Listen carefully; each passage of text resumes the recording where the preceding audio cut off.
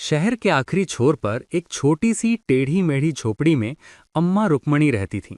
असली नाम बहुत कम लोगों को याद था, लेकिन पूरे मोहल्ले के लिए वो बस अम्मा थीं। हर सुबह सूरज निकलने से पहले वो अपनी झोपड़ी के सामने झाड़ू लगातीं, जैसे सड़क नहीं बल्कि अपने बीते हुए दिनों को समेट रही हों। लोग कहते थे कि अम्मा अजीब हैं। वो गौरैयों से बातें करतीं, कभी खाली आंगन में हंसतीं और कभी डूबते सूरज को देख रो पड़तीं। लेकिन कोई ये नहीं समझ पाया कि अम्मा सबको याद रखती थीं। किराने वाले की पहली कमाई, दर्जी के खोए बेटे की कहानी, चाय बेचने वाले लड़के का सपना, सब कुछ उनके दिल में दर्ज था। कभी अम्मा एक स्कूल की अध्यापिका हुआ करती थीं।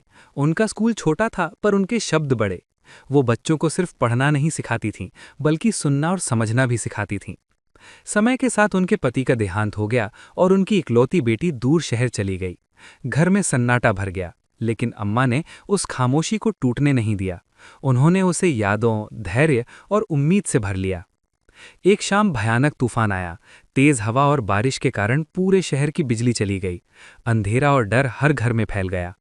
उसी रात अम्मा ने एक छोटा सा दिया जलाया और झोपड़ी के बाहर बैठ गईं। धीरे धीरे लोग उस दिए की रोशनी की ओर खिंचे चले आए। किसी ने उनसे कहानी सुनाने को कहा। अम्मा मुस्कुराईं और बोलना शुरू किया।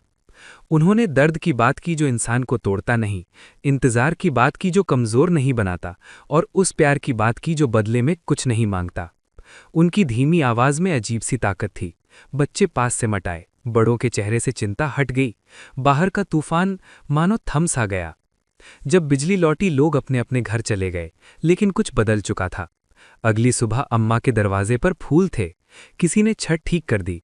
बच्चे हर शाम कहानी सुनने आने लगे। अम्मा आज भी रोज झाड़ू लगाती हैं। फर्क बस इतना है, अब पूरा शहर जानता है कि वो अकेली नहीं है। वो खुद एक दिया है जो खामोशी से दूसरों की जिंदगी रोशन कर रही हैं।